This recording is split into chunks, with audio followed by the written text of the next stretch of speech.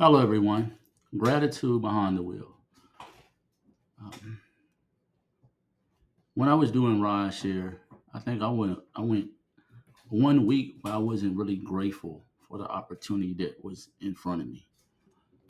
Um, but I quickly modified my mindset, my purpose, and the reason that I got into it, which was dual purposes. One, being able to help people, being a service, as well as the byproduct of that, making money from being a service and helping people.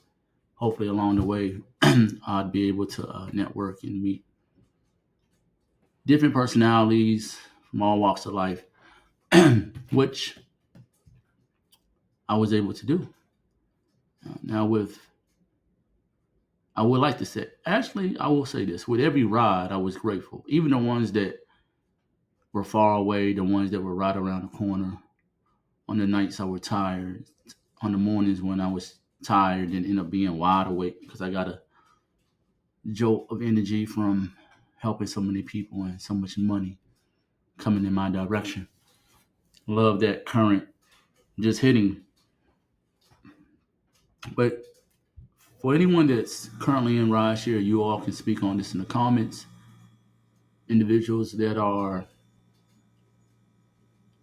pondering about getting into the rideshare field as far as being a driver, and I cannot forget the clients that deal with rideshare drivers, and you all can probably speak on it from a different perspective.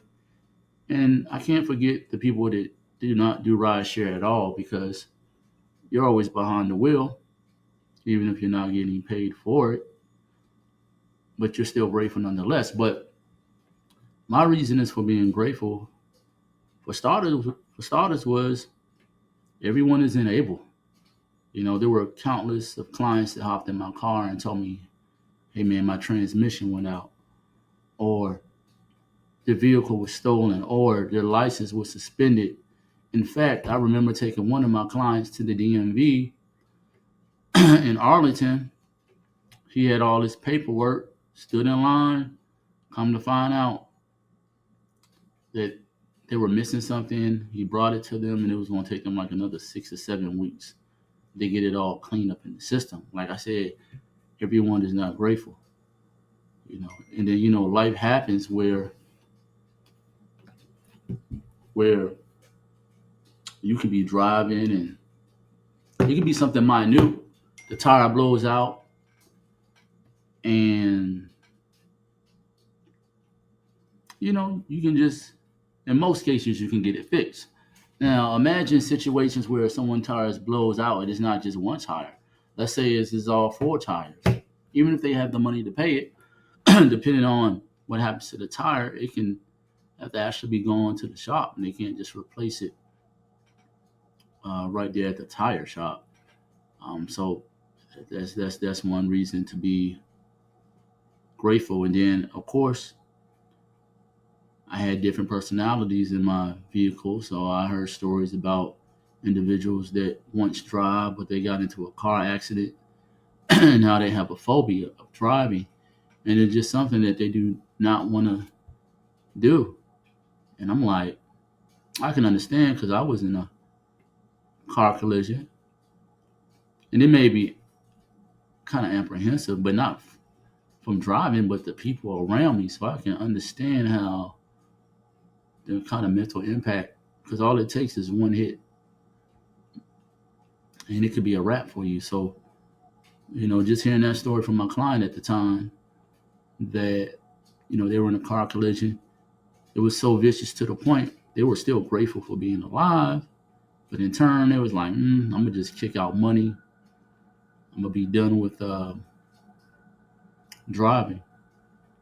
And come to find out from what he shared with me that it kind of helped him a lot because he didn't have to pay car insurance. He didn't have to pay a car note. So it was a win-win. Again, gratitude behind the wheel when doing rideshare. There's no absolutes when you're taking clients to their destination as far as receiving tips. That's why every ride I had, every conversation, I was always at the conclusion of it. when we went our separate ways, I was grateful for the fact that I always got a tip. No matter if it was $5, $10, or $20.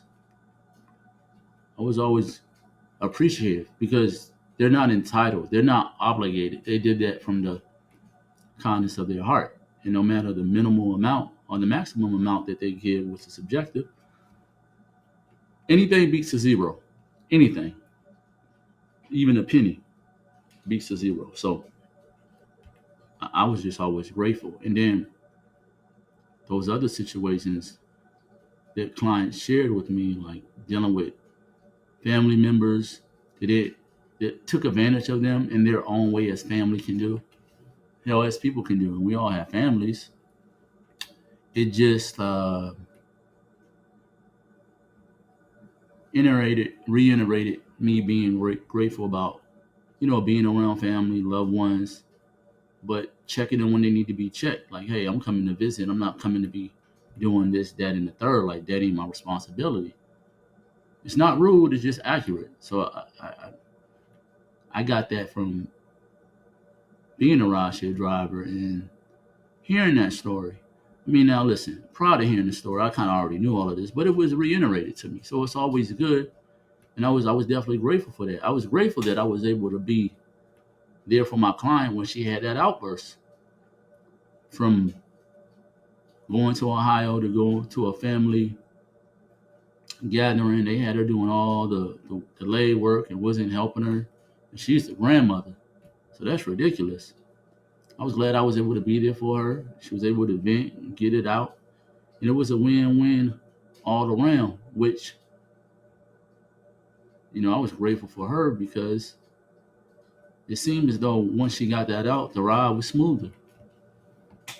And that was always a good thing. As they say, you shouldn't hold anything in because anything that's held in will eventually bubble out. So those were the times, you know.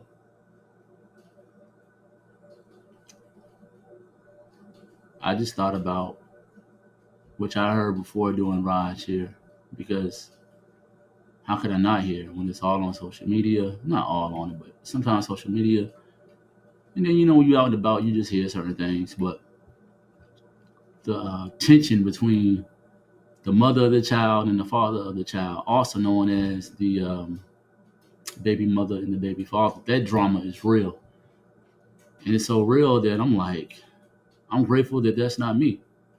Nothing against kids, but who likes drama? I will admit, I do like drama when I watch TNT.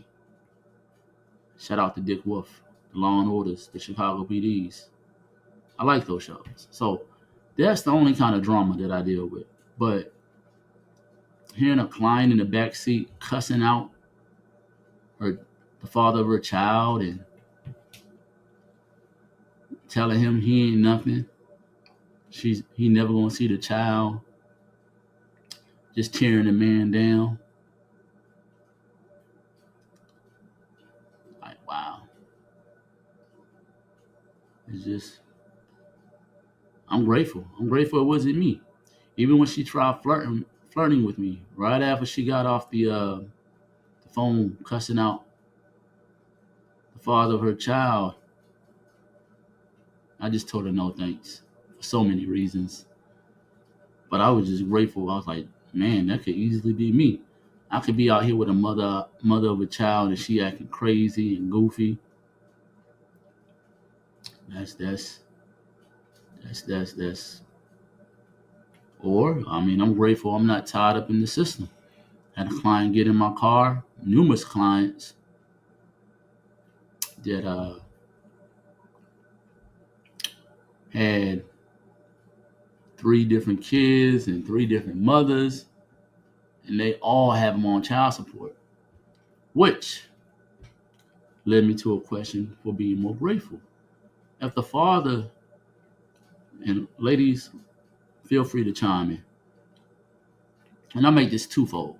If the father is doing what he needs to do for the child, like he's in the child's life, he's spending time with them, why is she putting him on child support? And vice versa. There's a woman out there right now. I had a client as well. She didn't have, she didn't have custody of her child. She was paying child support and she was doing things, spending time with the kid and being a mother. It's like, why would either party be so quick to put the other person on child support? But through all of this, it had me being grateful that I didn't have to deal with that. And I always said that I would have only had children if I was married, and that's the main reason. That's just unnecessary stress, in my opinion.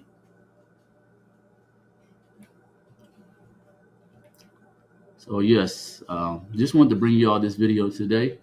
Feel free to click the link below and go pick up my book.